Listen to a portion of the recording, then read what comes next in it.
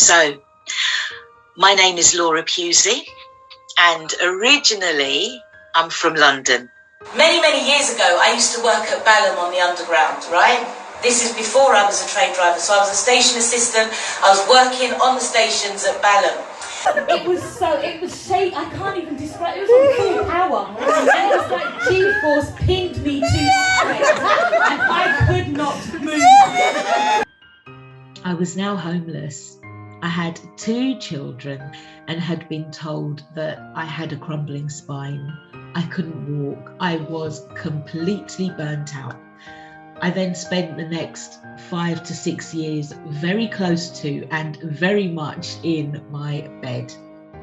Hi, I'm Laura, the founder of Dipism. So recently I was asked, what does Dipism mean? How did I get the name? Well, Dipism, DIP, stands for Death in Practice. Okay, so this is what we are asking in the first hour. Is there life after death? Because there's a lot that's happening in the world at the moment on levels that we're not fully aware of. The medical model is geared more towards the symptom. Have you ever been to a funeral and been saddened by the fact that the person who's delivering the service had no idea of your friend or loved one? And I suppose people are constantly trying to measure themselves against everybody else. Have you heard that expression? Women police women. It's so true, because it's a woman who's going to turn around and say, did you see what she was wearing?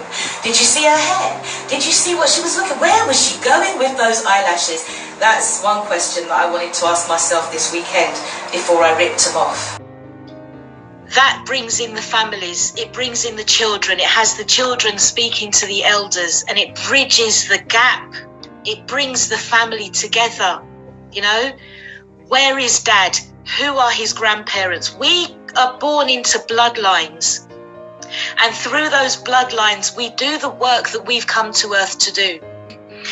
Because if there's one thing that can completely shake your world and bring you out the other end stronger, it's death. It really is. And I speak from experience. From then, I realised that I had to do this work. I trained as an end-of-life guide and I became a funeral celebrant. It was at that point that I realised that we were so missing from the experience of end-of-life, funeral, and our grief and bereavement was not being catered to adequately. Yes, absolutely. As well as being a public speaker, I educate through my grief awareness workshops.